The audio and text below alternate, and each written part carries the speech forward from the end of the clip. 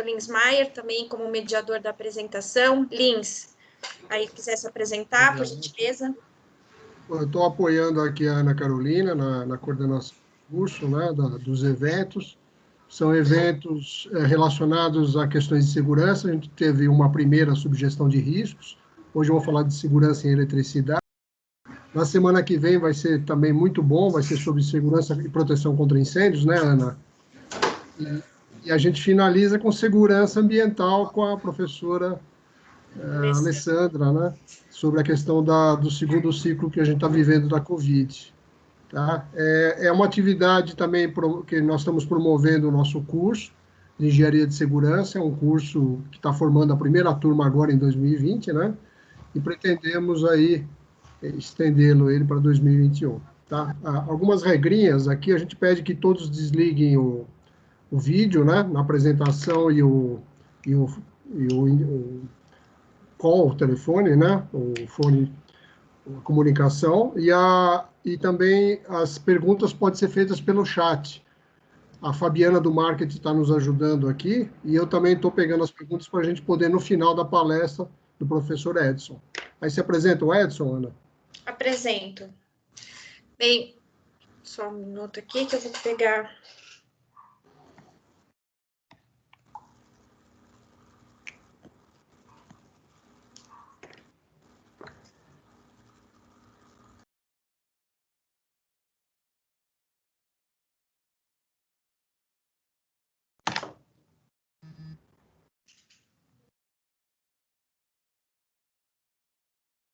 Bem, o professor Edson, ele é graduado em Engenharia Elétrica pela Universidade Federal de Itajubá, é mestre e doutor pela Faculdade de Engenharia Agrícola da Unicamp, é professor do curso de especialização em Engenharia de Segurança do Trabalho, do Instituto Mauá, compõe aí o nosso corpo docente, e é diretor técnico da empresa Tandra Sistemas de Controle.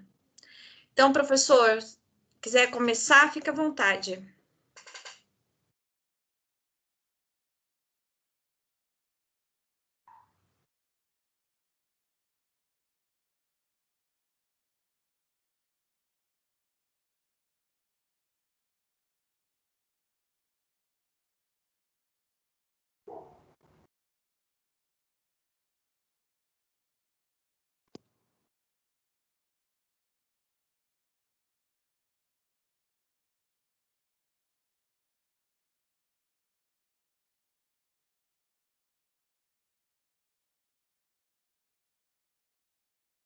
Estamos aguardando aqui o professor Edson. Será que teve algum problema aqui com o Edson? Olá, pessoal.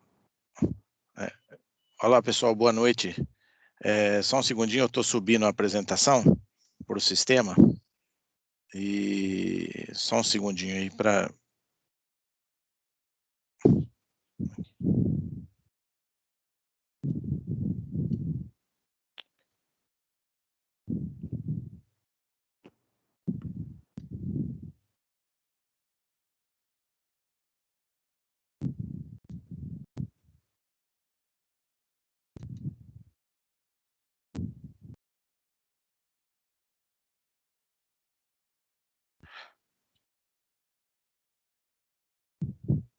Só mais um segundinho.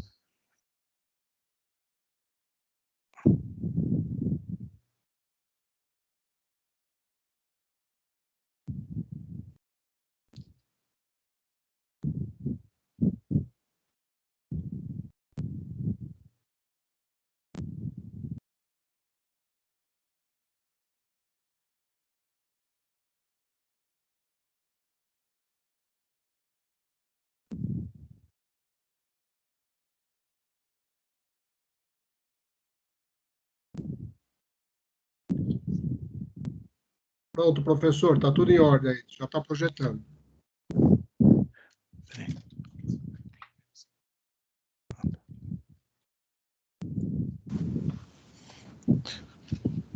Bom, pessoal, boa noite. Antes de mais nada, eu queria agradecer a Mauá por essa oportunidade, né? E Meu nome é Edson Russo e eu sou professor do curso de Engenharia de Segurança do Trabalho, fico com a disciplina em Segurança em Instalações Elétricas, né? Toda a parte de NR10, essas coisas.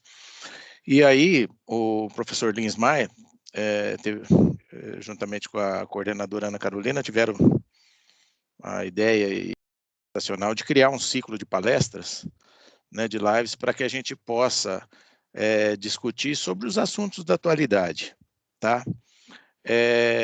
Nessa apresentação, ela deve durar por volta aí de uns 35, 40 minutos, eu procurei, né, um assunto que está muito recorrente na pauta aí da imprensa, é referente ao apagão que aconteceu na cidade de Macapá e algumas outras cidades no estado do Amapá.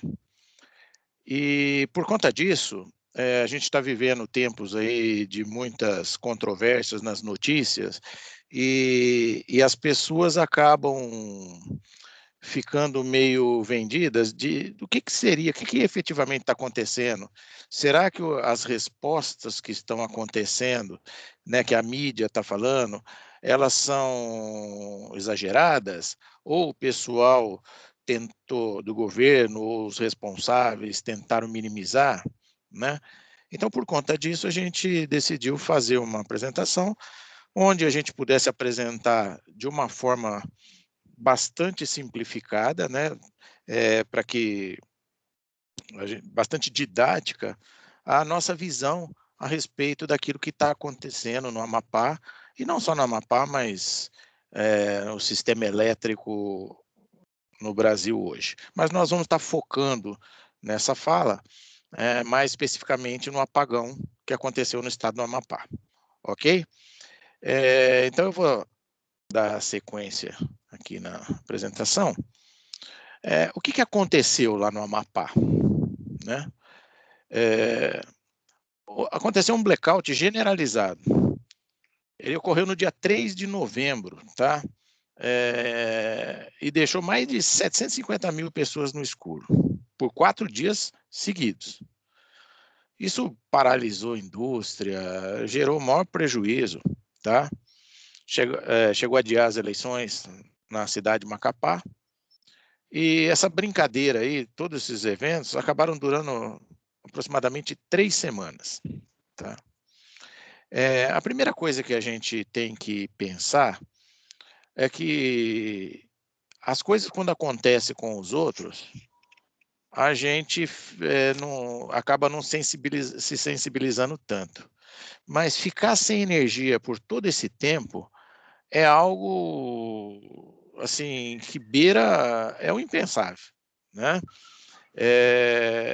A gente não se dá conta no dia a dia do quanto que a nossa vida está interligada, está dependente de energia elétrica. Porque faltou energia elétrica, falta tudo, né? Você não tem água, você não tem telefonia, né? Você, além de tudo aquilo que se usa, os hospitais e tudo mais. Aquela é uma região que tem alguns problemas, né, até com essa parte de energia elétrica. Mas, até então, depois que houve, nós vamos ver a interligação ao Sistema Nacional Interligado, o problema não foi falta de energia, o problema foi que aconteceu um evento que o pessoal ficou sem. Eu tive um professor Ari, na época do colégio técnico, e ele dizia o seguinte: a boa instalação elétrica é aquela que a gente não lembra dela, né? Você está lá na sua casa, você precisou ligar um equipamento, você foi lá, tinha uma tomada perto de você. Chegou uma visita para tomar banho na sua casa, você não tem que ficar cochichando para os parentes, deixa a visita ir tomar banho sozinha, porque se ligar o outro chuveiro vai cair o disjuntor, né? Então, uma boa instalação é aquela que ela é transparente para você. E um bom sistema, né, de fornecimento de energia também é aquele que você espera que você paga a sua conta de energia e para isso, quando você precisar, você vai ter essa energia, né, sem interrupção, tá? Então, antes de mais nada, vamos tentar localizar da onde nós estamos falando, né? Então, aqui está o estado, né, lá no extremo norte do Brasil. Isso aqui é quase que Caribe já, né?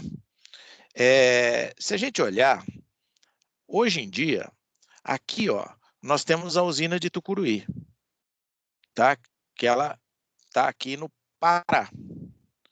Então, existe uma interligação, tá, de abastecimento de energia elétrica aqui da usina de Tucuruí para o estado do Amapá. E também nós vamos ver que está interligado com o resto do país, tá? A única condição que ainda no Brasil não está interligado é o Roraima, tá? Aqui no estado de Roraima, ele não tem conexão com o sistema elétrico brasileiro interligado. Então, eles dependem essencialmente de geração queimando óleo, tá? Ou seja, além de caríssimo, você, numa região tão, né, delicada, de meio ambiente, você ainda fica emitindo poluente, muito poluente aí, né, no sistema. E você também não tem só um segundinho que o sistema. E você não tem a confiabilidade de estar conectado ao todo o sistema. Nós vamos estar explicando o que é isso. Mas no caso do estado do Amapá, ele sim, ele está interligado, tá? As dificuldades, as regiões aqui, existe alguma dificuldade para que você tenha abastecimento de energia elétrica, tá? A dificuldade, ela está basicamente para você levar linhas de transmissão, porque é uma região ambientalmente muito crítica, né? Você tem comunidades indígenas cobrando pedágio para passar as linhas de transmissão, então o pessoal não consegue, você tem problemas de licenciamento ambiental, né? Mas energia elétrica é um insumo que todo ser humano hoje precisa ter, né? Então, isso aí vai ter que ser melhor discutido com as pessoas, né? Mas nós não vamos entrar nessa seara, ok? Então, só para localização, nós vamos estar falando aqui, ó, do estado do Amapá, aqui em cima no Brasil. O que aconteceu lá? Pegou fogo numa subestação, tá, de energia. Ou seja, nessas linhas de transmissão aqui, ó, que a gente está vendo, chega a energia lá da usina, né, ó, de Tucuruí, tá? Chega daqui, ó, vamos lá, ó, aqui, ó, a usina de Tucuruí está aqui, vem uma linha de transmissão que abastece para cá. Esses fios, eles chegam em alguma coisa perto de 260 mil volts, tá? O nível de tensão. E aí, quando chega nesse transformador aqui, ele entra esses 260 mil volts e abaixa para em torno de 68 mil.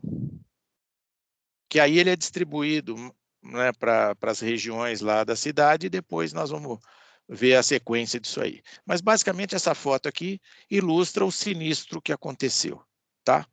Pegou fogo.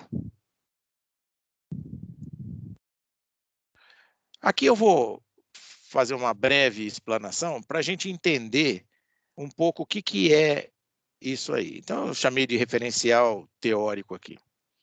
Bom, essas linhas de transmissão, elas funcionam no tal do sistema em corrente alternada. Só para vocês, para ficar mais fácil para a gente entender, imagina um ímã, se aqui fosse um ímã e uma parte girante, que isso aqui girasse lá. No caso da usina hidrelétrica, quem gira isso aqui é a força d'água, tá? Que gira esse núcleo aqui. Bom, aqui nessa parte externa, então, que a gente chama que são os polos, tá? Então, quando esse ímã na polaridade norte e sul, ele fica girando, toda vez que ele passa aqui na frente isso aqui é um núcleo de ferro e um enrolamento de cabos aqui, ó. Toda vez que você passa um ímã aqui na frente, faz esse movimento, ele gera uma tensão aqui, ó, ou uma voltagem, né, como o pessoal diz, nessa bobina aqui. Como esse ímã está girando, ora ele fica mais próximo, ora ele fica mais distante, pensando em cada uma. Então, quando ele está mais distante, né, a gente tem, aqui é o gráfico, então são 3 as fases, a geração é feita em 3 fases, que a gente chama, né? Então, como se fosse 3 geradores. E eles estão dispostos com um ângulo dividido aí em 120 graus. Então, vamos pensar um iminha aqui, ó, que isso aqui está girando. Quando ele está longe aqui, ó, ele não está gerando nada nessa bobina, tá? Conforme ele começa a se aproximar e ficar aqui na frente, a hora que ele chegar bem aqui na frente, ele vai estar gerando a máxima tensão. Ela vai subindo. Depois, conforme ele vai se afastando, tá? Quando ele vai se afastando, a tensão vai caindo, até a hora que ela chega a 0 volts. Então, essas máquinas, normalmente, aí depende de cada usina, tudo, mas vamos pensar que ela gera aí na faixa aí de uns 20 mil volts, tá? 18 mil, mais ou menos. Então, aqui é 0 volt, aqui alcança mais 18 mil, quando está bem aqui na frente. Aí, conforme ela vai distanciando, vai caindo, vai chegar até 0 volt. Depois, o que acontece? Quando continua o giro, o polo, que era o polo norte que está aqui, começa a aproximar o polo sul, aqui, ó, do ímã. E o que vai acontecer? Ele começa a gerar uma tensão, só que negativa, tá? Então, aí ele começa a gerar uma tensão. Aqui ela era toda positiva. Aí, nessa situação, ele começa a ficar negativa. Até que esse polo sul aqui, ó, chega aqui na frente, tá? Nesse instante, quando ele chega aqui na frente, ele vai alcançar a máxima tensão negativa, ou seja, por exemplo, menos 18 mil volts. E aí volta e isso aqui fica repetindo várias vezes. Isso aqui é feito numa rotação tal que você passa a ter 60 ciclos desse aqui, ó, completinho, entre sair do zero e até o positivo, voltar para zero, se tornar o máximo negativo e voltar para zero, ele demora, ele faz 60 vezes isso em 1 segundo. Então, é uma coisa bem rápida, tá? Em 1 segundo. Essas outras 2 bobinas, como elas estão mecanicamente defasadas de 120 graus, o fenômeno elétrico, ele acontece também, ou seja, também defasado, ou seja, no ponto que essa aqui está passando por zero, essa segunda fase não está em zero. Tá vendo? Então, há um deslocamento também, o fenômeno não acontece ao mesmo tempo nas 3. Então, se a gente considerar daqui até aqui 360 graus, elas são defasadas também de 120 graus. A segunda com a terceira, que o pessoal costuma chamar de RST ou coisa parecida. Tá? Então, aqui, esse é o sistema trifásico. Uma característica interessante da gente entender é que quando, digamos que esse aqui, ó, seria a polaridade da Terra, o 0 volt. Quando a fase está positiva, a corrente elétrica está indo da fase para a Terra. Tá? Então, todo esse tempo aqui, ela está num sentido. Quando ela inverte, que ela passa a ficar mais negativa do que o próprio Terra, aí a corrente vai do terra para a fase. Ou seja, quando a gente olha um fio aí na rua, a corrente elétrica ela fica no vai e vem. E ela faz isso 60 vezes por segundo, tá? Por isso o nome corrente alternada. Ela alterna o sentido no fio. Quando é corrente contínua, igual aquela da bateria do carro, ela tem um sentido só. Mas essa da rede elétrica da rua, ela fica nesse vai e vem, tá? Por 60 vezes por segundo. Vou falar um pouquinho também, só breve, do que seria um transformador. Um transformador, ele só transforma corrente alternada ou pulsante, né? Então, ele é feito de um núcleo de ferro e aqui tem uma bobina. Então, imagina aquele transformador lá que pegou fogo. Lá dentro dele tem 3 desse aqui mesmo. É um transformador trifásico, que é para transformar as 3 fases. Aqui chega o fio lá, ó, com 260 mil volts aqui, ó, enrolando aqui.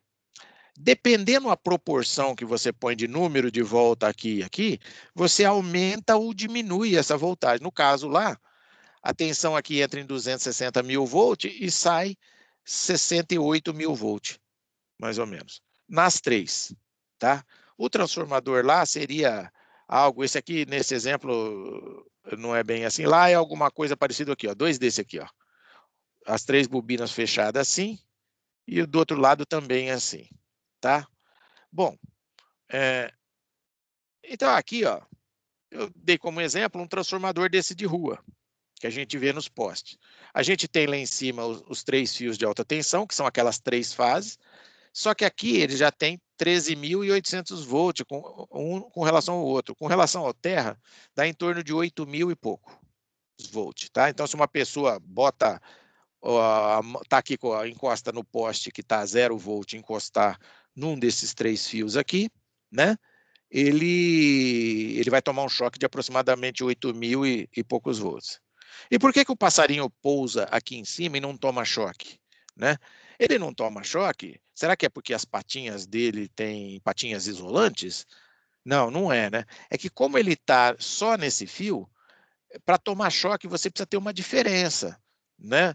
Para poder passar a corrente por você. Quando o passarinho está só aqui em cima, ó, ele só está sujeito a essa potencial, então não tem por onde passar corrente por ele. Por isso ele não toma choque.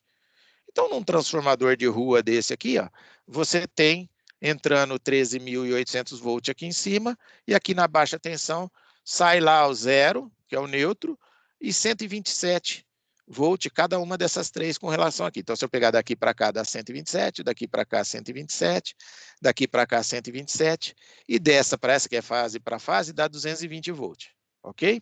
Então, esse é um transformador de rua.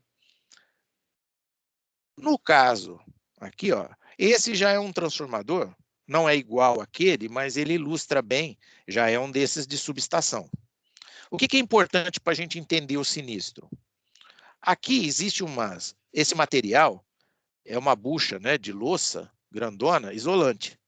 Vocês podem ver que ele tem, parece não dá para ver direitinho, mas parece uma sanfoninha aqui. Por que tem essa sanfoninha? Ele não é liso. Porque quando a poeira desce, se ele fosse liso, acumularia poeira tudo aqui.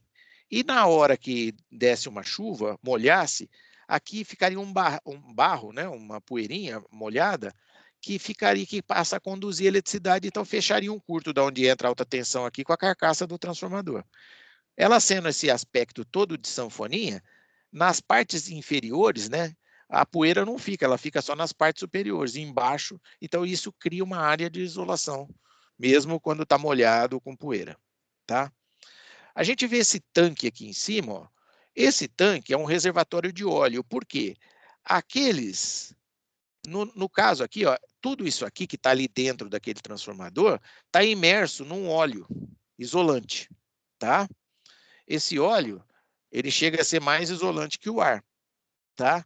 E ele tem que ser tratado direitinho, não pode ter umidade, tudo. E ele tem dupla função, isolar e também trocar calor. Porque como você tem um fluido aqui dentro, o calor, o óleo quente, ele passa a ser mais leve. Então, o que acontece? Ele passa a ter uma convecção natural lá dentro, ou seja, o óleo quente sobe, aí ele passa aqui, ó, ele entra nesses radiadores, quando esquenta tem esses ventiladores aqui, ó, que troca calor, joga para o meio ambiente, O óleo esfria, aí o óleo frio é mais pesado, ele vem. Então, o óleo fica automaticamente circulando lá dentro, refrigerando o transformador. Essa é a condição. Então, todo esse transformador aqui, ele é cheio de óleo. Pode ver que aqui tem um caninho aqui, ó, transparente, que o cara olha para ver o nível que está o óleo, tá? Então, esse é um transformador daqueles que recebe lá igual, que ele recebe lá, por exemplo, os 260 mil volts aqui, e solta na parte, não está aparecendo aqui, na parte de baixo, também tem 3 saídas lá com os 68 mil volts lá, tá? Então, só para a gente entender, o sinistro aconteceu numa máquina parecida com essa aqui lá, tá? Então, só pus o que é o Sistema Nacional Integrado, ou Sistema Integrado Nacional, que é o SIN. Só para vocês terem uma ideia, o consumo, né, a demanda, no pico, ou seja, o máximo, na hora, num horário, por exemplo, desse horário aqui, mais ou menos, um pouquinho antes, acontece alguma coisa perto de 87 mil megawatts, ou seja, 87 milhões de watts. Seria o consumo instantâneo. Isso aqui é o equivalente a aproximadamente 16 mil chuveiros ligados no inverno. Tá? Então, você põe lá na posição inverno, que é em torno de uns 5.500 watts, mais ou menos, é como se fosse 16 mil chuveiros ligados tudo ao mesmo tempo. Tá? Então, esses números ilustram a complexidade do sistema brasileiro. O outro fator é que o consumo ele é variável ao longo do dia. De madrugada, por exemplo, o consumo é pequeno. Né? E tem um outro problema que é o seguinte, gente. Esse é um fator interessante. A energia elétrica, você não consegue, em condições para fazer o sistema de alimentação aí de energia, armazenar essa energia. Não tem como guardar em bateria, não tem. Então, se a gente pegar agora o que está sendo consumido, se a gente pegar todas as cargas que cada lâmpada, quando você acende uma lâmpada ali na sua casa, se você pegar tudo isso, vai dar uma potência lá. Essa potência que está sendo gerada, ela tem que ser exatamente essa que está sendo consumida. Porque se você gerar 1 watt a menos, vai ter problema. 1 watt a mais, não dá. Então, a potência que é gerada instantânea, ela é exatamente a que ela é consumida. Você não tem como armazenar. Tá? E ainda ela é variável ao longo do dia. Então, ó, dessa forma, você não pode gerar nenhum watt a mais nem a menos do que está sendo instantaneamente consumido. Tá? Então, ela tem que ser uma coisa dinâmica para acompanhar o consumo. Então, para atender essas demandas, é necessário que as unidades geradoras, ou seja, a gente pega todas as usinas geradoras, as hidrelétricas, as nucleares, as térmicas, as eólicas, né? Todas essas, elas são tudo interligadas, é tudo ligado junto. Tá? E aí, quem controla o quanto cada uma vai gerar é o operador nacional do sistema. Por que faz assim tudo interligado? Porque você passa a ter um conceito do tal do barramento infinito. Ou seja, uma unidade geradora que está ali, ela enxerga o sistema como um negócio infinito, né? Tão maior que é ele. Então, o que acontece? Agora, como é que eu vou saber quanto eu tenho que produzir de energia, cada uma delas? Quem cuida disso é o operador nacional do sistema. Tá? Como o sistema ele é interligado, tá? Então, cabe ao operador nacional do sistema falar assim, ô Itaipu, ó, você agora vai estar gerando tantos megawatts. O Angra, você vai estar gerando tantos megawatts. E todas essas usinas e térmicas e geradores, todos esses, né, que estão sendo monitorados automaticamente, eles eles trabalham em função daquilo que o operador nacional do sistema manda, tá? E quais são os critérios para ele? Ele escolhe, por exemplo, aquelas unidades geradoras que conseguem produzir energia mais barato. Por exemplo, uma das megawatt-hora mais barato que tem, por exemplo, é a usina de Itaipu. Tá? Também bastante, o megawatt não é caro, é a nuclear, as térmicas, a de Angra. Então, eles pegam essas usinas, né? E tem um outro fator também que eles consideram.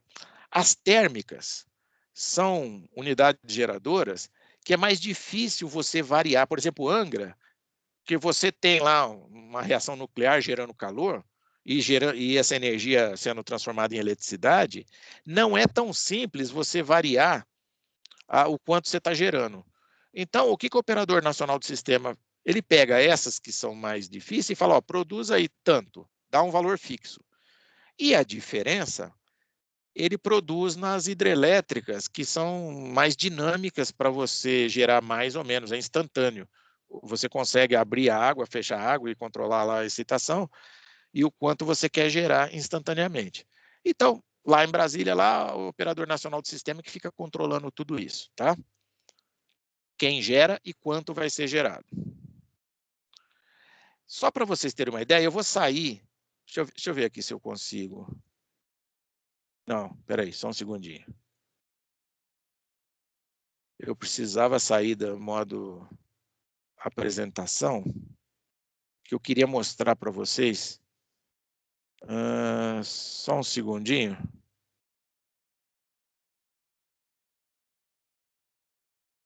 Eu pensei que tinha compartilhado aqui, tinha subido o arquivo com ele já compartilhado. Deixa eu ver se eu consigo fazer isso aqui, ó. Que seria importante eu...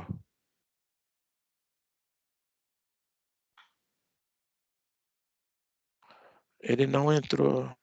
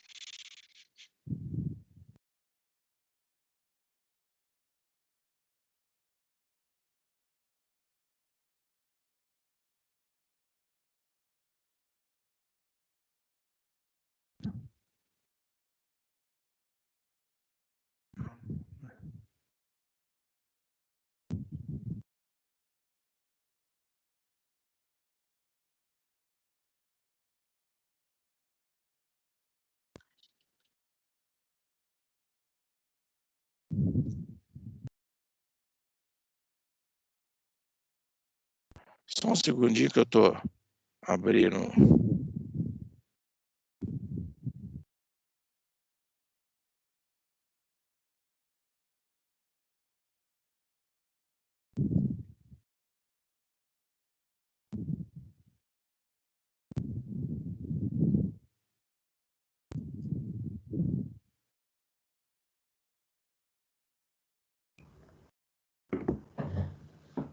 Se quiser, eu projeto para você aqui Só um segundinho que eu acho que eu estou abrindo aqui. O mapa do Brasil, né, que você tem, que você selecionou. Professor Russo. Se eu conheço a voz, é do professor Jucá? Pois não.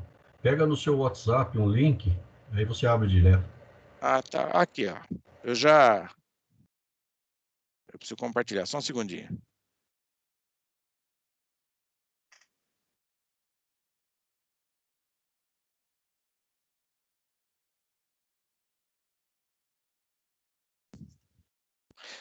Vocês estão vendo esse mapa? Estamos. Ah, beleza. Sim. Bom, então aqui é o seguinte, nós temos aqui um mapa com as principais, o Sistema Nacional Interligado, tá? Aqui eu consigo aumentar um pouco aqui. Então, vocês percebam que o que está em vermelho aqui, ó, são as linhas do sistema Eletrobras, tá? Tem coisa aqui que já não está tão atualizada, mas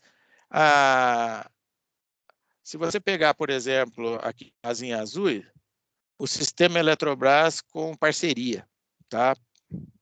E outras empresas aí. Mas vocês percebam o seguinte, ó, vamos pegar aqui, por exemplo, ó, perto de Cascavel, Itaipu. Itaipu está aqui, ó. Não, está aqui, ó, Itaipu. Então, você tem linhas de transmissão, né, basicamente 2 em corrente alternada que vem, e tem mais uma outra linha que vem aqui para São Paulo, a cidade de Biúna, tá? Que é em corrente contínua, que ela é de Furnas, e essa linha que traz o excedente de energia paraguaia. Mas o que eu queria mostrar para vocês é que as usinas, ó, você pegar aqui na região, por exemplo, de São Paulo, né, você tem, aqui já mais para Minas, você tem várias usininhas, né, Furnas, Marimbondo. Então, essas unidades geradoras são todas interligadas por essas linhas de transmissão. No nosso caso aqui, ó, se a gente olhar, tá? Ó, você tem Macapá, você tem aqui, ó, Tucuruí, que é a usina, né, de Tucuruí, a energia sai e ela acaba vindo aqui, ó, o Jurupari e vem até Macapá. Então, Macapá está interligado com o sistema, né, nacional. E aqui, ó, Boa Vista não, porque essa parte aqui não foi feita, né? Tinha a energia que vinha da Venezuela para cá, mas com todos os problemas lá, tal, acabaram, hoje não está recebendo. Então hoje, né, a parte de Boa Vista e Roraima está na base do gerador aí a óleo, tá? Então aqui dá para a gente ter uma noção do sistema todo, como é que as principais linhas de transmissão estão dispostas aqui no país, tá? Isso é só, então, o sistema é todo interligado. Então, o que acontece? Você tem que ter quem controla tudo isso, né? Que eu falei que é o operador nacional do sistema. E manter isso aqui em equilíbrio, gente, não é tarefa fácil, não, né? Porque acontecem muitos... deixa eu voltar lá na apresentação. Tá? Opa. Cadê?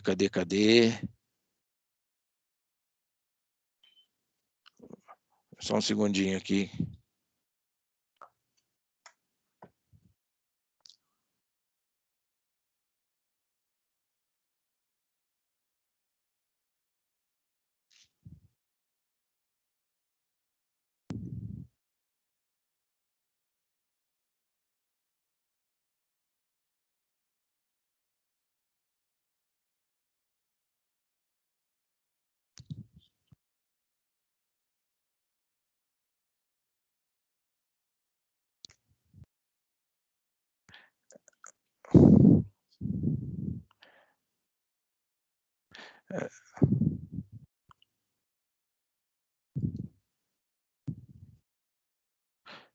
Eu tenho uma pergunta aqui, deixa eu...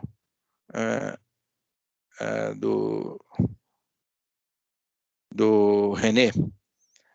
O senhor acredita que alguma maneira de predição de falhas ou sistema de gestão por inteligência artificial poderia ter evitado ou minimizado o problema? O René, nesse caso, eu acredito que o buraco é muito mais embaixo, tá?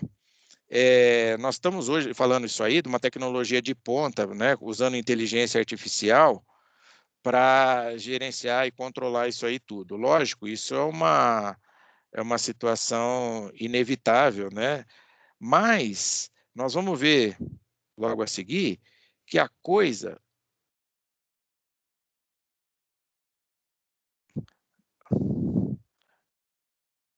Só um segundinho aqui, deixa eu... Aquela hora eu saí, né?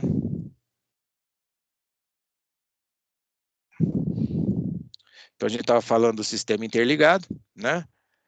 E, então, a gente, só respondendo, René, nós vamos ver que o problema é uma coisa muito mais dantesca, tá? É muito mais grosseira do que um problema de instabilidade no sistema por transitório ou coisa parecida, tá? Só um segundinho que a gente já vai ver. Bom, vamos lá. Então, a coordenação do sistema interligado, né? Ele cabe ao operador nacional do sistema. E agentes do setor elétrico, né? E o governo federal e os órgãos reguladores, tá? A Agência Nacional de Energia, a ANEEL, isso já começa a ser um nome que vocês, né? Então, o Operador Nacional do Sistema, ele está subordinado ao governo federal, está subordinado à ANEEL, tá? Então, existe todo... E quem são os outros players, né, que tem nisso aí, as outras agências? Você tem a Agência Nacional de Águas também, afinal, a grande parte da energia gerada, né, no Brasil é de origem hidrelétrica, então depende de lagos, represas, né? Então, ela tá. E também por que a ANP, né, a Agência Nacional de Petróleo? Porque ela tem participação nas termoelétricas, que consomem óleos e derivados de petróleo. Se a gente pegar aqui em São Paulo, por exemplo, tá? Se a gente pensar aqui em São Paulo, tem aqui uma térmica, né? Só que hoje ela está funcionando com gás natural. Tá? Então, queima gás para gerar eletricidade. Tá? Ela não fica o tempo todo no sistema, eles entram só mesmo quando tem problema hídrico tal, e que precisa de um suporte, né, um apoio para o consumo. Então, eles entram com essas térmicas que o megawatt-hora é muito mais caro. Tá? Bom, vamos lá. Então, como é que funciona a organização do sistema elétrico brasileiro? Então, para entender a regulação, o sistema de regulação e comercialização de energia elétrica no Brasil, é fundamental conhecer as principais, né, funções. Por exemplo, você tem o Conselho Nacional de Política Energética. Esse conselho, ele é diretamente vinculado ao presidente da República, tá? Ele que formula as políticas e as diretrizes de energia no país. Ou seja, eles não dão pitaco diretamente nas coisas, ou pelo menos não deveriam, né? Mas eles dão as diretrizes para onde que que vão os investimentos e tudo mais. Aí você também tem o Ministério das Minas e Energia, que também é vinculado à Presidência da República e tem como competência, né, o setor de energia elétrica, incluindo a nuclear. Tá? Ele, né, serve como coordenador e como secretaria executiva.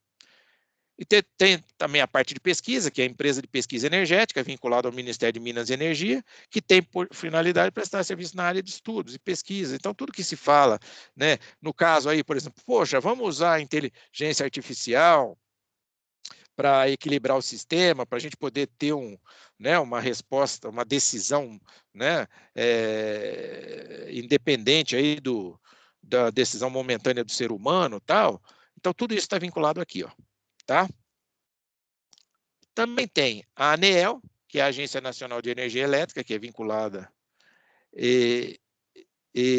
ao governo, ao ministério, mas ela não se reporta, é como se fosse uma agência, né? Então, ela, teoricamente, tem autonomia. E a principal atribuição é regular, fiscalizar a geração, transmissão, distribuição e comercialização de energia. Além de, quando tem algum problema entre essas partes aí, é através da ANEEL onde se dá a mediação disso aí. O Operador Nacional do Sistema, eu já falei, né? E a Câmara de Comercialização de Energia Elétrica, que é sob fiscalização da ANEEL e tem por finalidade viabilizar a comercialização de energia no sistema interligado. Bom, hoje, né, a energia é uma commodity, então o cara pode vender no mercado futuro de energia, tá? Então, para quem regula tudo isso aí, é essa Câmara de Comercialização, tá? E depois você tem o Comitê de Monitoramento do Setor Elétrico, que é presidido pelo Ministro de Estado da Minas e Energia. Esse é o ministro mesmo lá das Minas e Energia. E ele tem que acompanhar o desenvolvimento das atividades, né, de geração, transmissão, comercialização, né? Vale a pena lembrar da dificuldade técnica para exportação e importação desse insumo. Tá? Porque quando a gente olha o Brasil, ele está isolado na América do Sul, porque só o Brasil trabalha, né, com 60 Hz. Só os vizinhos aí, que seria mais fácil, todos eles trabalham com 50 ciclos por segundo, ou seja, naquelas curvinhas que eu mostrei para vocês, que eu falei, ó, aqui tem 60 ciclos desse por segundo, a da Argentina, do Paraguai, tudo, trabalha com 50 ciclos.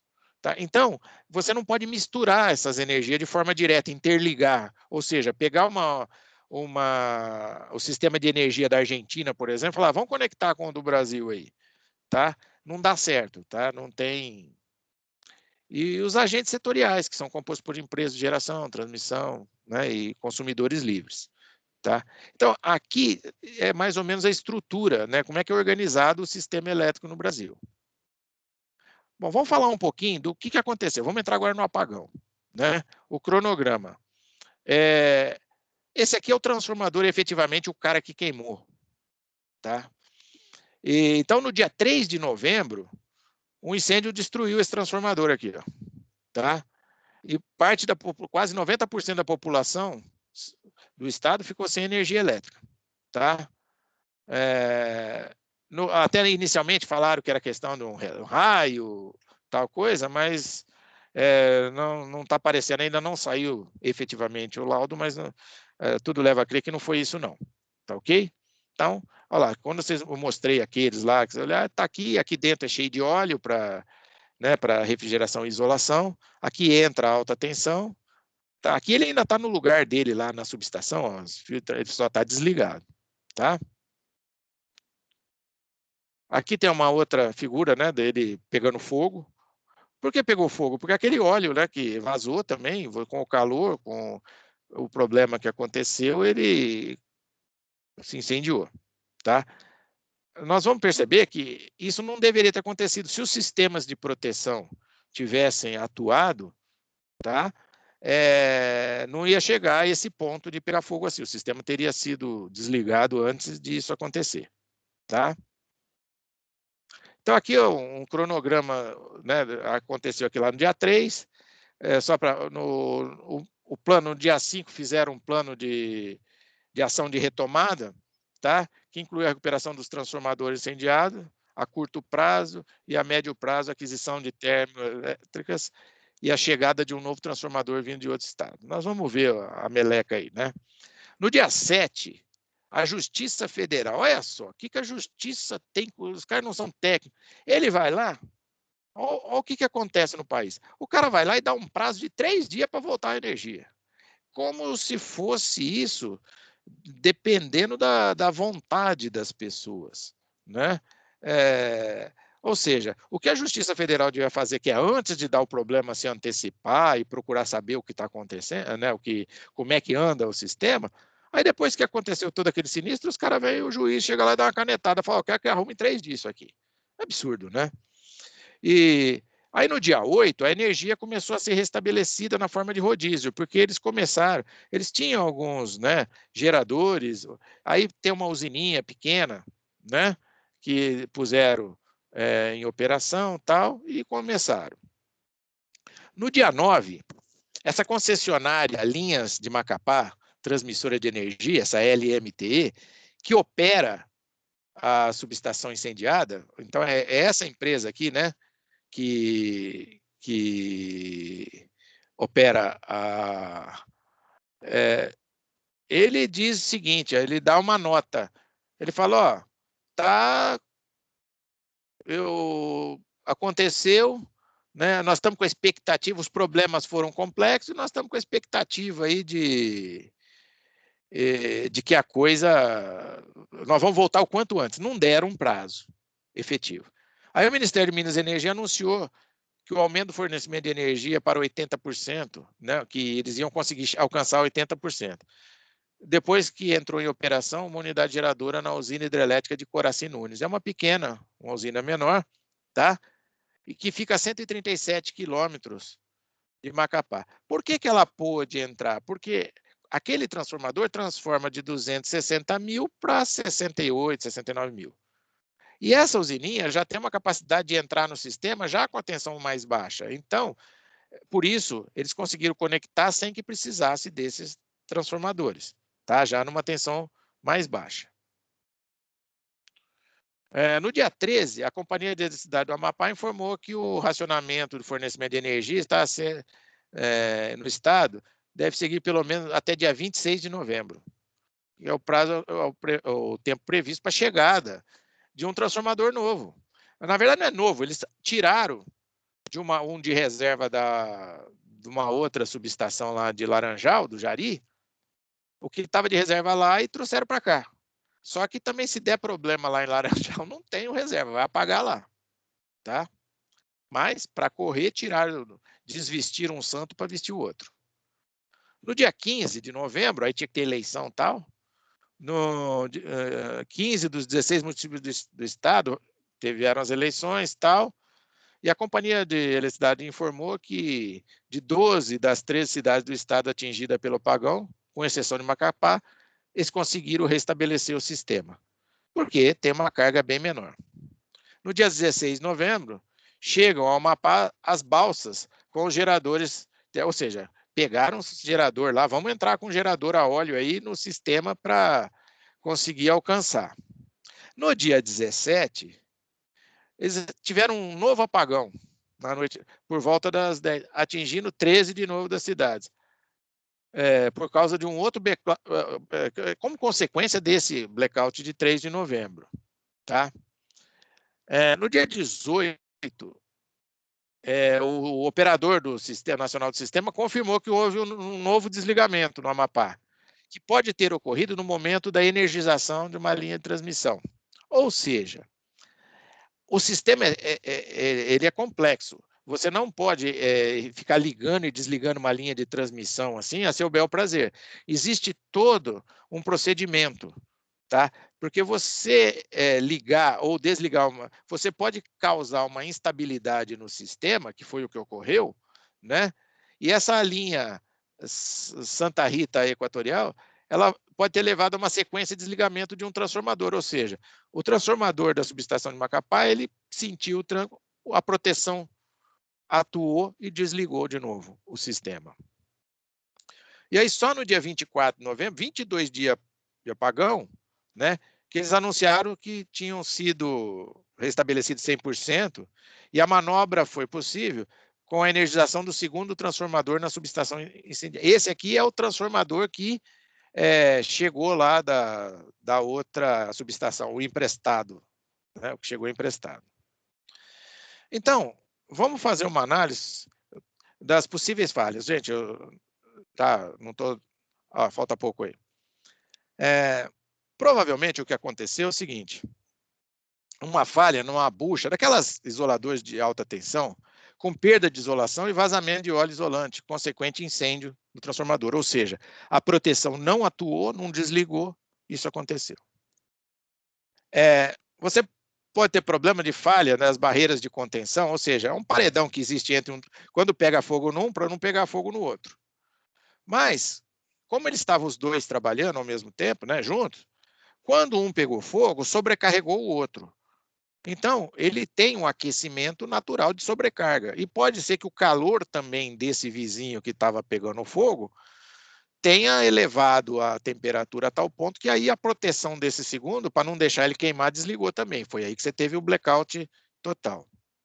Bom, a outra falha é o seguinte: o transformador que seria o de backup, o terceiro transformador, ele fazia 1 ano e meio que ele estava para manutenção, que ele estava fora para conserto. Quer dizer, aí eu tenho até uma fala do professor Anderson Jucá, que ele faz uma comparação interessante assim, né? Se um avião decola, ele tem 3 turbinas, né? 2 nas asas e uma lá atrás. E, de repente, no ato da decolagem, um dos motores dá problema, estoura um motor. O avião é feito para conseguir continuar a decolagem com os outros 2, tá?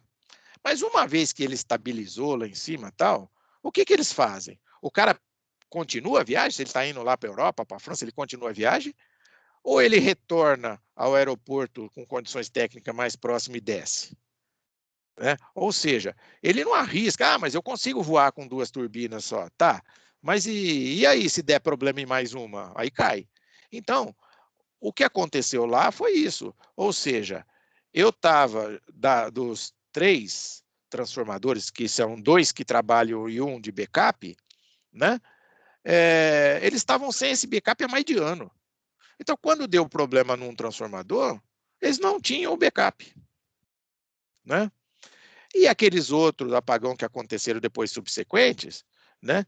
Provavelmente foi por imperícia na manobra de reenergização da linha de transmissão, que aí a proteção do transformador atuou lá da subestação e desligou novamente. E também a gente pode perceber claramente, né, que a falta de um plano de contingência, principalmente por você estar numa região tão longínqua, ou seja, não é como aqui que você pega um transformador e transporta fácil, lá é complicado, né? Então, eles tinham que ter um plano B aí, né, até por se tratar de uma região muito complexa em termos de transporte e tudo, e meio ambiente e tudo mais. Então, vamos pensar um pouco na origem desses problemas, que é a falta de critérios técnicos para a terceirização. A tal da Isolux, que é a concessionária das linhas que abastece o estado do Amapá, após passar por uma insolvência financeira, quebraram. Ela foi adquirida por essa Starboard no final do ano passado, que criou a empresa Gemini, com sede no Rio de Janeiro.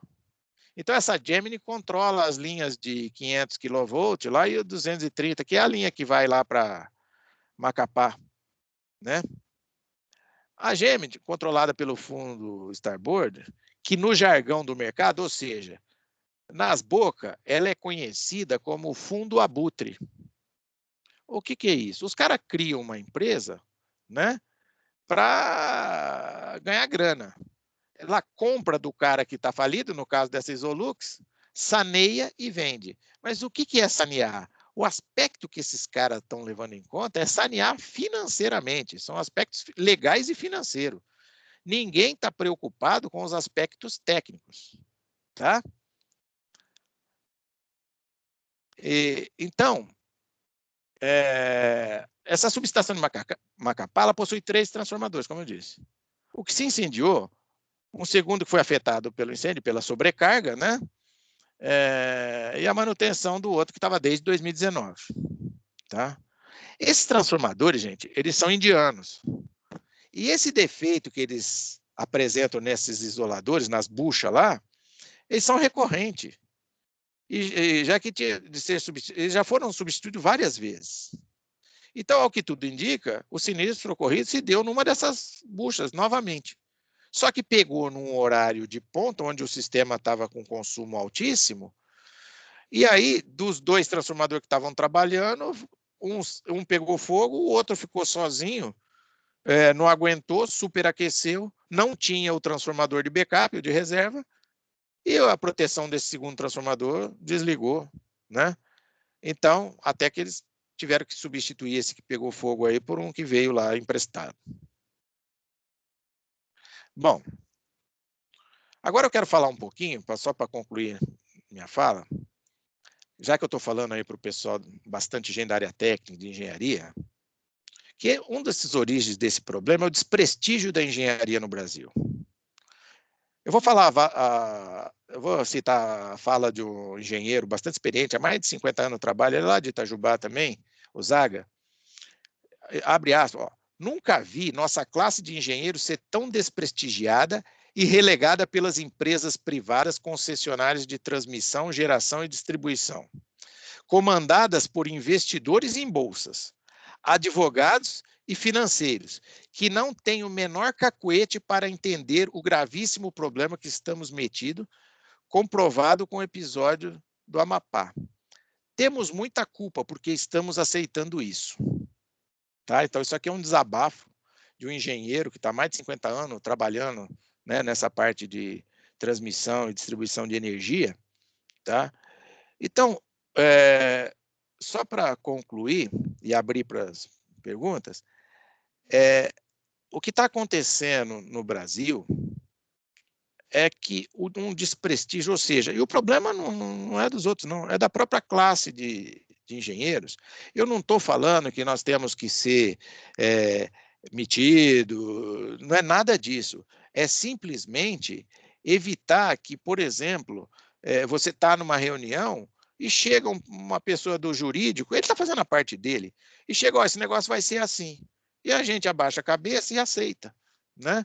E aí depois acontece essas coisas, só que a hora que acontece isso, eles não vão lá perguntar para o advogado ou para o cara do financeiro lá daquela empresa por que eles não deram uma manutenção preventiva adequada, por que eles deixaram 1 ano e meio quase sem arrumar. Ou seja, tudo isso é para fazer caixa. Os caras tentam espremer ao máximo para não gastar, né? Só que o que acontece? Vocês vão ver que essa brincadeira que vai acontecer, e quem está pagando a conta e quem já vai pagar são os consumidores do Brasil inteiro, e se é o consumidor que tem que pagar, é justo, porque já pensou deixar essa conta para o pessoal sozinho lá do Amapá, né? Então, se o sistema é interligado, ele é distribuído por todos. Mas para essas empresas, para esses grupos financeiros, que não precisaram pôr garantia física nenhuma desses investimentos, o máximo que eles fazem é voltar para o país deles e tchau, né? E sem maiores consequências, e recuperando com lucro o dinheiro que eles colocaram. Então, tudo isso vai ter que ser revisto. Então, eu queria, né, essa fala para os alunos de engenharia, para as pessoas voltadas à engenharia, eu costumo dar um exemplo assim, ó, só para ilustrar isso que eu estou falando. Nada contra as outras classes, eu estou falando, cada um, né? Mas os engenheiros físicos, eles demoram uns 10 anos para desenvolver um tomógrafo, por exemplo, um aparelho de ressonância magnética. Demora mais 10 anos para ensinar o médico como é que usa aquilo. E o que as pessoas falam? Nossa, como a medicina está avançada. Ninguém chega e fala, puxa vida, olha esse pessoal técnico, esses físicos, né? Esses engenheiros, olha que maravilha. Olha o nosso mundo, o que está acontecendo nas telecomunicações, com a eletrônica, com tudo. As pessoas estão olhando isso com uma naturalidade, todas essa, né? Ninguém para pensar, fala, nossa, olha esse Waze, que fantástico, ele me leva aonde eu... Que teve um engenheiro, um físico, um pessoal de tecnologia da informação, que ficou rachando a cabeça para fazer aquilo. Então, é uma classe que ela, até por não falar, ela passa meio que oculta, ela passa meio que à margem do que a sociedade valoriza das coisas. E isso aí, né, só mais um exemplozinho, por exemplo, você pega lá, Torre Eiffel. Quem foi o Eiffel? Foi o engenheiro que projetou aquela torre lá, né, construiu. Você pega viaduto Alberto Badra, aqui em São Paulo, né, foi o engenheiro que projetou. Agora você pega aquela ponte estaiada, olha que coisa linda aquilo. Ela leva o nome de um jornalista. Não seria minimamente razoável levar o nome ou de uma escola de engenharia, ou do engenheiro, ou do arquiteto que fez aquilo, né? Então, essa parte aí, eu tenho discutido bastante, né, com o engenheiro Felipe Xavier, que ele é o diretor regional do CREA, de Barueri, também para Grande São Paulo, e a gente tem conversado muito sobre isso, sobre a valorização do profissional de engenharia, tá? E trabalhar junto aos alunos, junto aos profissionais, para que eles, né, saibam exigir o devido valor. Eu estou falando, não é questão de ser metido, não é nada. É simplesmente ser reconhecido pelo trabalho executado. Ok? Bom, pessoal, o que eu tinha para passar para vocês é um tempo muito pequeno e espero que vocês tenham aproveitado. Estou disponível aqui para perguntas, né, que vocês queiram fazer. Obrigado aí. Bom, vamos lá. Vamos lá. Pode falar, Ana. Não, já podemos abrir para as perguntas? Sim, por favor. Lin, você separou alguma? Ou... Deixa eu dar uma olhada. Separei, sim. Separei aqui. Eu queria retomar Eu vou fazer um mix da pergunta que o René fez com uma que eu também gostaria de frisar com o professor Edson. Professor Edson, o René perguntou se a predição de falhas com o sistema de gestão com inteligência artificial poderia ter evitado e minimizado o problema. Aí, com a sua palestra, eu vi que foram vários problemas simultâneos, né? Nós tivemos erro de projeto, que você falou desses transformadores indianos, erro de operação, erro de manutenção, erro de segurança, por eles não estarem confinados, né, com uma barreira mecânica, né? E pior, erro de logística, né? Que o pessoal não tem um plano de gestão de riscos, conforme a gente viu com o professor Paulo no primeiro episódio nosso, né? Não tinha um plano para isso, tá? Verdade. Então, eu queria que você comentasse essa pergunta que ele fez, que o sistema de gestão, na verdade, deveria bloquear já, com o primeiro erro, que seria um erro de projeto, né? Ele foi se propagando. E aí entra naquilo que você falou da não ouvirem os engenheiros, né? Infelizmente, a gente acaba não sendo voz ativa dentro das empresas, né? Eu acho que essa forma de privatização, ela, muitas vezes, a parte técnica não é ouvida, né? A gente vê no dia a dia das empresas aí, você tem uma área de manutenção, por exemplo, que ela precisa comprar um motor. E o pessoal de engenharia sabe que o motor adequado para aquela situação é de uma determinada marca, modelo, porque aquilo ali é um motor que já foi consagrado para aquilo. Mas ele não pode chegar e falar assim, ó, eu quero comprar esse motor de tal marca. Ele manda para compras. E aí o comprador abre uma licitação e aquele que ofereceu o menor preço com o catálogo dizendo que as características são as mesmas, o comprador é obrigado a comprar e o pessoal da parte técnica não tem voz ativa, por exemplo, para chegar e falar, não, esse eu não quero, porque esse eu vou ter problema. E por quê? Porque ele vai colocar aquele motor que ele já tem conhecimento técnico daquilo, vai dar problema e depois quem vai ser cobrado é o pessoal da parte técnica. Eles não vão lá perguntar pro gestor, falar assim, poxa, mas não, vocês pediram para comprar um motor novo, eu comprei, tá? Então, o que eu tenho batalhado, tenho conversado muito com os alunos, é isso, né?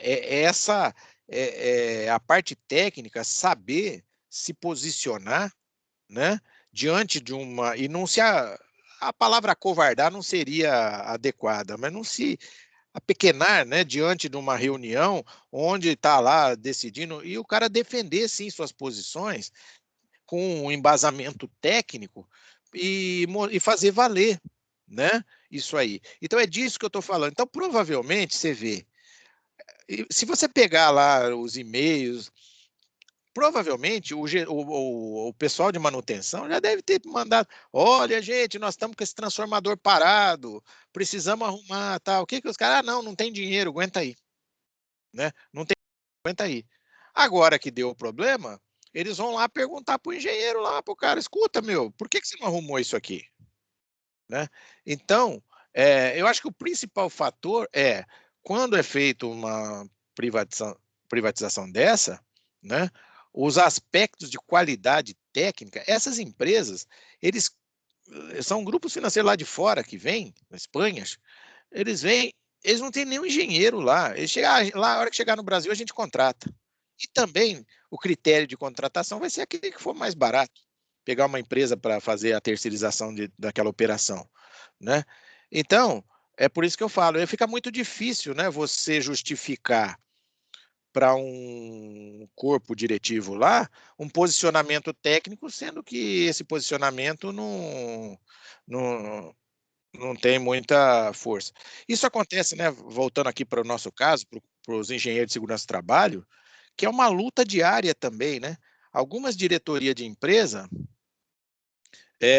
elas são, né, bastante sensíveis, tá? Você pega uma Johnson, por exemplo, o que a segurança falar, está falado, né?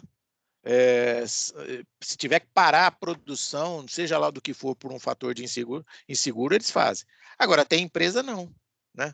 Tem empresa que vem um diretor de produção lá e fala, não, vai aí, dá um jeito, faz uma cerquinha aí, tá tudo resolvido. Tá? Então, o final da minha fala, eu quis frisar isso aí, que é uma coisa que eu tenho batalhado, tenho conversado muito lá com o Felipe Xavier, que é o diretor do CREA lá, para a gente começar a ter ações, né, de valorização da engenharia no Brasil, para que o profissional de engenharia ser exigido que ele tenha uma boa formação, que ele seja responsável por aquilo, mas que ele seja ouvido, tá?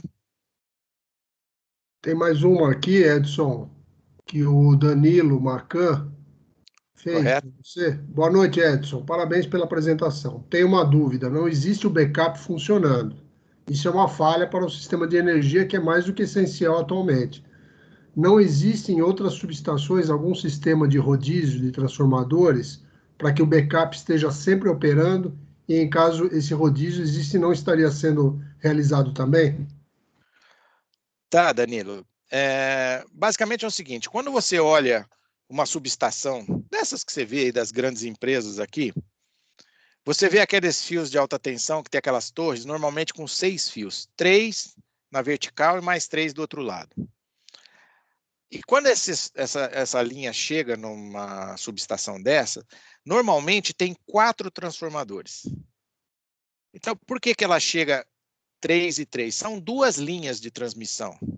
A linha A e a linha B. Uma trabalha, uma é de reserva. A linha de transmissão, hein?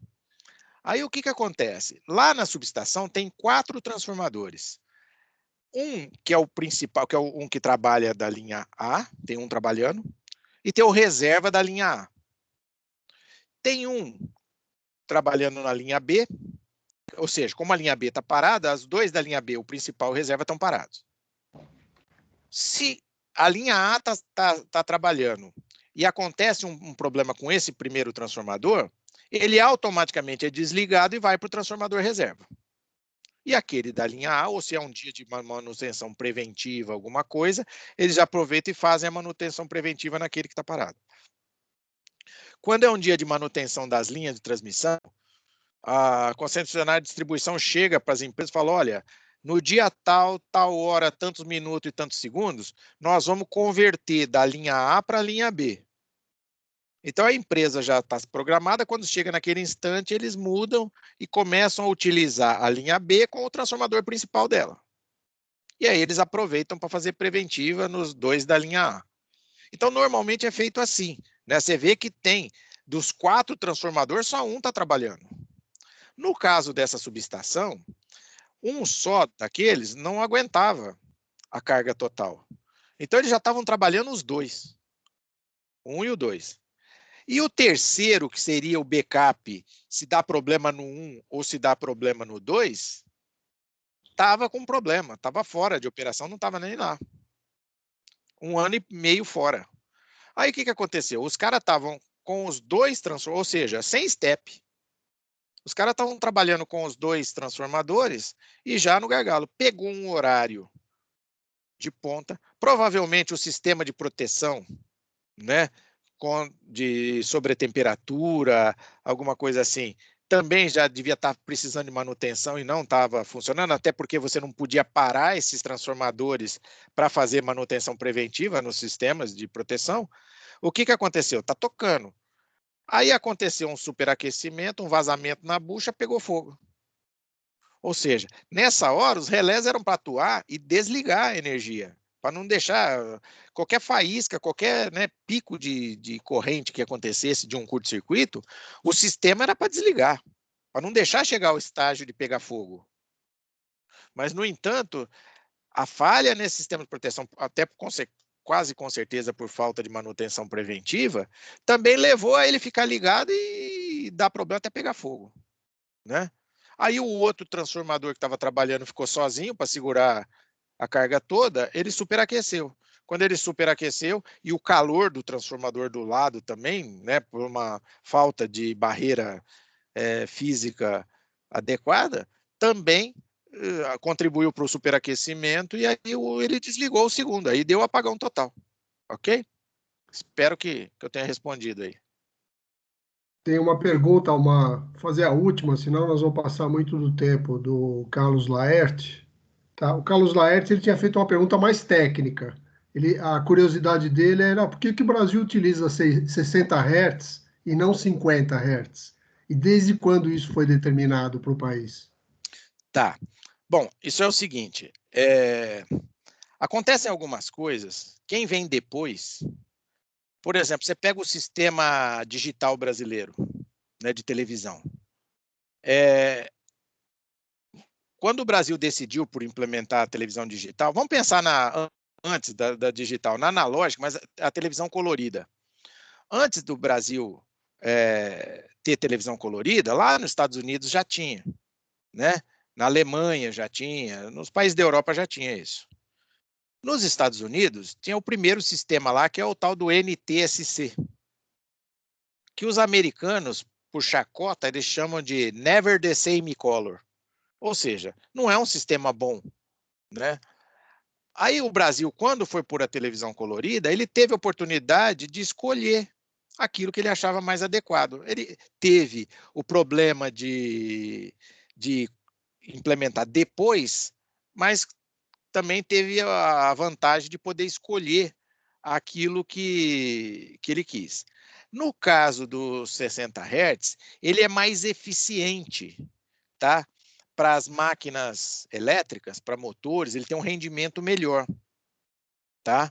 Então, você pegar o rendimento das máquinas, um sistema de 60 Hz é melhor. Então, o Brasil, quando implementou, ele acabou optando por colocar o sistema em 60 Hz. Uma outra coisa, por exemplo, a gente tem que remeter a fatores históricos, né? Porque no começo você pensava em energia elétrica para quê? Para acender lâmpada, né? E quando os 60 Hz e os 50, ele já fica muito no limiar de você conseguir enxergar essa cintilação.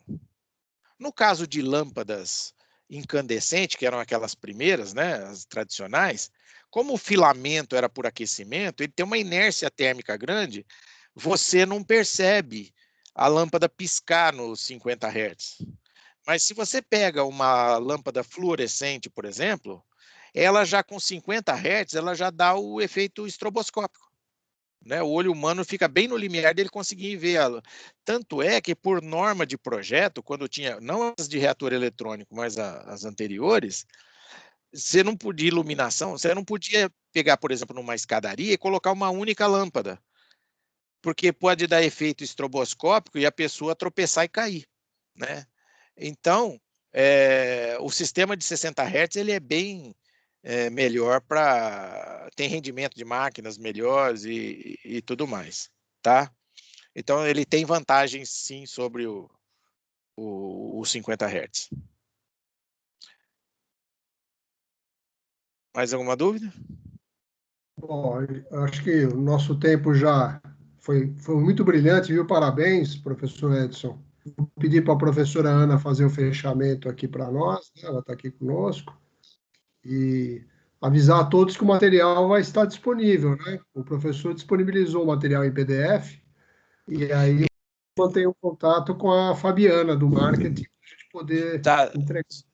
Só respondendo uma pergunta que eu estou vendo aqui, né? Onde está o CREA nessa brincadeira que não se pronunciou, né? Desse apagão e tudo mais. Na verdade, o principal, né, agência que tinha é a ANEEL. Cabia a ela, porque o CREA ele lida com o profissional de engenharia, né?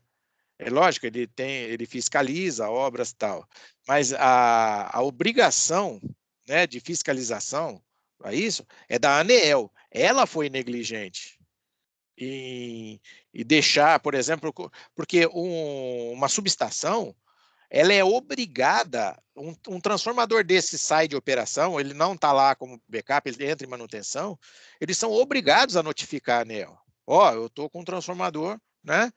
E aí vai ser estabelecido um tempo, né? Tudo isso certo para que fique o mínimo possível fora. Agora, na verdade, a ANEEL se omitiu. Tanto é que, numa primeira situação, o juiz lá da região mandou prender, não, perdão, afastar do cargo, né, todos os diretores da ANEEL lá, para poder fazer uma investigação mais séria. Mas depois acabou essa liminar caindo. Mas é o que eu falo, né? Eu passei para vocês toda aquela estrutura, né, da energia no Brasil, exatamente para que vocês possam entender, né, as responsabilidades que isso acontece. Ok. Ok? Ok. Então, dando fechamento aí, professor Edson, obrigada. Quem tiver mais perguntas, fiquem à vontade aí para mandar e-mail com os questionamentos, o professor responde. Eu só queria fazer mais uma observação, tá? Para as pessoas entrarem no site da Mauá e dar uma olhada no curso de Engenharia de Segurança do Trabalho, tá? É um curso fantástico aí, um curso de pós-graduação, devidamente reconhecido. Aliás, né, a Mauá, ela prima por isso, né? A gente não precisa detalhar a qualidade dos cursos da Mauá, isso ela zela muito. E é um curso bastante interessante, tá? E as pessoas podem, né, nesse curso, fazerem alguns módulos específicos. No caso, por exemplo, essa disciplina que eu dou, dentre outras, você pode fazer, por exemplo, um módulo de NR10, por exemplo, da norma regulamentadora número 10, que versa de segurança e tal. Você pode fazer o módulo de NR12. E você pode até nem ter feito o curso inteiro, mas você vai ser certificado daquele módulo, tá? Então, as pessoas que tiverem interesse aí e entrarem no site, né, e pegar informação aí, que é um curso que está bastante interessante para vocês. Obrigado aí a todos. Bem lembrado, professor. Obrigada.